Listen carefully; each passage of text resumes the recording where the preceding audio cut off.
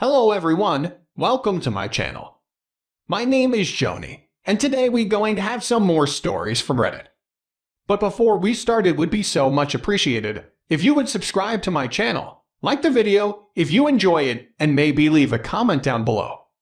These simple clicks would mean a lot to the future of this channel and really reward the effort that I put in every day. And now, without further ado, let's go. Today's story is about a cheating wife and her dashing boss. His wife cheated on him with her boss, then left him. Years later, his wife is still suffering the consequences from her actions, while OP is living his best life. Let's get into the story. A story of redemption after a failed reconciliation. Hello, everyone. I've been lurking around for a few weeks and have engaged with enough posts to feel that it is time for a formal introduction. My story happened close to 30 years ago. I'm currently 61. This happened in my late 20s, early 30s. Back then, I married my college sweetheart. What always attracted me to her was how I perceived her as a strong and independent woman. The icing on the cake was that she also was what you could call a Caribbean beauty. We married, and 4 days later, we relocated to the east coast of the USA to begin new jobs. Me as an engineer, and she as a chemist. I would say that the first 4 years of our marriage were, if not idyllic, at least happier than the average marriage. Since we had no family and friends close, we spent a lot of time with each other, and we had some great times together. Our trouble started when we decided to purchase a townhouse, and I thought that the next logical step in our relationship was to start a family. To my surprise, when I proposed this idea, it threw our relationship into a deep downward spiral. After many arguments, my ex confessed that it was not that she did not want to have children, but that she did not want to have children with me. Ouch! She also said that having a child with me would mean tying herself completely to me, and she did not know if she wanted to spend the rest of her life with me. After these conversations, things did not improve until one day she came and told me that she was not attracted to me anymore. I asked her if there was someone else she was attracted to. Yes, that she felt a great attraction for her boss. You see, unknown to me, she and her boss developed an infatuation with each other. In her job, she had to travel about 50% of the time, and he would accompany her on these trips. By the time she confessed her feelings for him, they had already developed a platonic relationship which soon turned physical. On one of these trips, when returning from this trip, I could see that something had changed. She was very contrite and began to talk about selling our home and moving to a smaller town in which we could just have a little house with a little garden, and we would begin new and more quiet lives. I must admit, I was like, what the F are you talking about? You have been talking about not loving me, not wanting to have children with me, and now wanting to relocate with me. She then began to tell me this long story about how her mom, who was divorced and remarried when she was having her own marriage problems with her first husband, had taken a vacation to Mexico and had a 1-week tryst with a local man. This all should have raised all sorts of alarms in my mind, as it was an almost admission that she had cheated with her boss on this most recent trip. But I was a lot younger and a lot denser in the head, so I missed the obvious of the situation. After this revelation, things precipitated rapidly. She began working late, taking weekends by herself in the mountains, where later I learned her boss had a cabin, and even taking a 1-week vacation by herself in order to clear her mind. Keep in mind these were the times of no cellular phones, so there was no way I could have gotten a hold of her. I still remember how crazy I was going without any communication with my wife for a whole week without knowing where she was. All sorts of scenarios were floating in my head, except the most obvious: she's with her lover on a 1-week fun trip. Throughout all this time, I continued to support her and paid for individual counseling, drove her to her appointments, and even waited for her in the car. I think the individual counseling convinced her that she was being very unfair to me because she intimated that the idea of divorce came from him and not her. I was still hanging to the hope that with the right amount of individual counseling, I was going to be able to help her sort her mind and become the wife she had been right.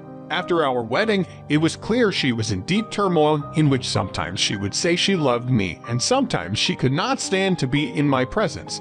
With time, I started noticing that she would try to get into arguments with me by telling me different reasons why she was not happy. She would keep on fishing for a reason which would get me upset.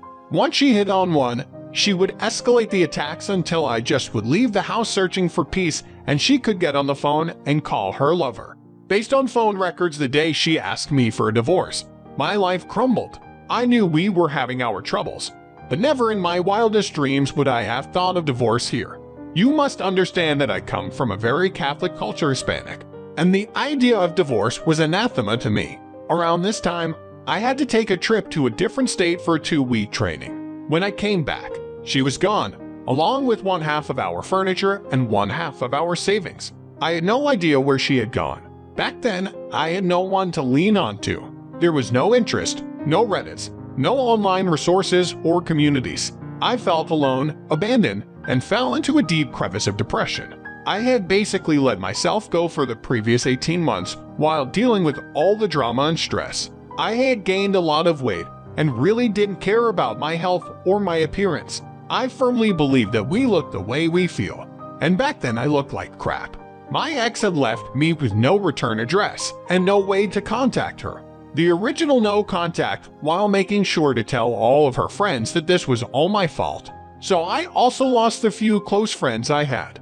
I was completely alone. Luckily, I was able to drag myself to work every day and made enough to keep the lenders away after almost a year of feeling like crap. One morning I awoke and noticed how the shadows slowly moved on the empty walls of the empty rooms of my home. And it dawned on me if I did not pull myself out of the hellhole of despair I was living in, soon I would become another shadow in the wall of an empty room. To give you an idea of how I felt back then, 5 years ago I had open heart surgery. They cut my chest open, split my sternum, and spread my ribs so that the surgeons could have access to my internal organs. After reconfiguring my organs, they wired my chest and sewed me up. I still have 11 titanium wires holding my chest. It took me 18 months to return to a semi-normal way of living. And you know something.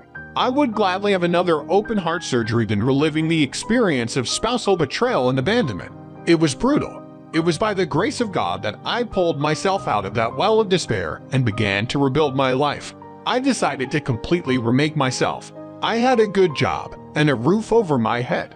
I began to exercise and lost PS50, got a new wardrobe, got rid of my glasses, got eye contacts, began to run, and eventually trained for a marathon.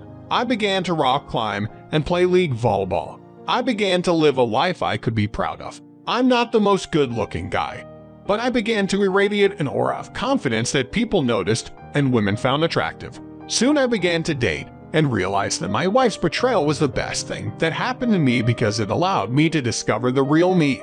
After a couple of years of living this life, I began to look for another life companion, which I found in her friend from work. We had been co-workers before my troubles began, and she had witnessed my decline and how I had slowly remade myself. She was the most beautiful woman I had ever seen in my life. The guards in my building whom I was buddy with could not believe it when I told them that I was dating what they knew as the babe of the building. Eventually, we fell in love and married. She quit her job and decided to stay at home to focus on raising our 4 kids. This meant being a one-income family on the very expensive east coast of the USA. It also meant that we could not live a life of luxury. But my wife turned out to be a great home manager and a better mom. This woman ran triathlons and learned great auto maintenance, woodworking, and general carpentry while managing a family of 6. There's no house project she is not willing to attack. We are currently building a camper van so that we can drive across the USA when I retire this December. This winter, we will be welcoming our first grandchild. I can honestly say my wife made me discover the true meaning of a strong and independent woman. My life has been so much enriched because of her. So you see, no one knows what the future would bring. All we have to do is get our act together and trust that there are good people also seeking and willing to share their lives with us. Betrayal should not define us, especially if no reconciliation is possible.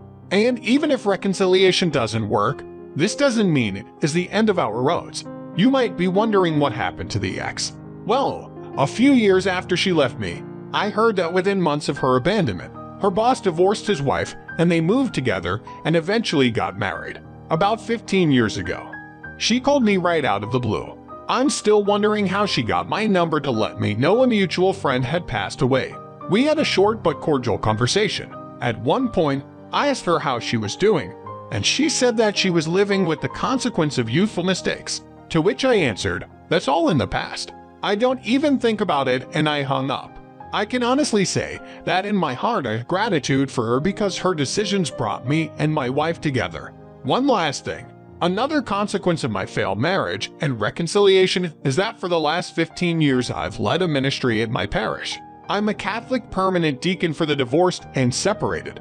I have worked with literally dozens of people that were struggling with their divorces to help them find some peace and look forward to their future with confidence. All thanks to my ex-wife's reluctance to reconcile with me. I have received a few questions which I will answer as an epilogue to my story. Did she ever apologize? She never even said goodbye. It was as if the years we spent together, we met in college and were best friends for a number of years before we started dating, meant nothing to her neither. She apologized. Did you ever talk to her? We had bought a townhouse together. Her and she was paying part of the mortgage in order to communicate.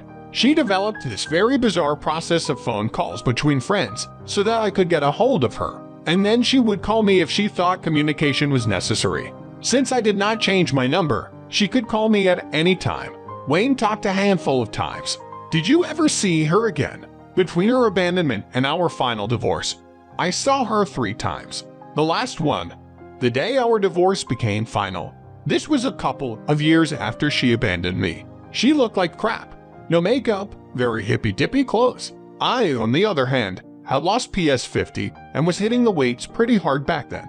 In addition, because of how much weight I had lost, all my clothes were tailored cheaper than buying new.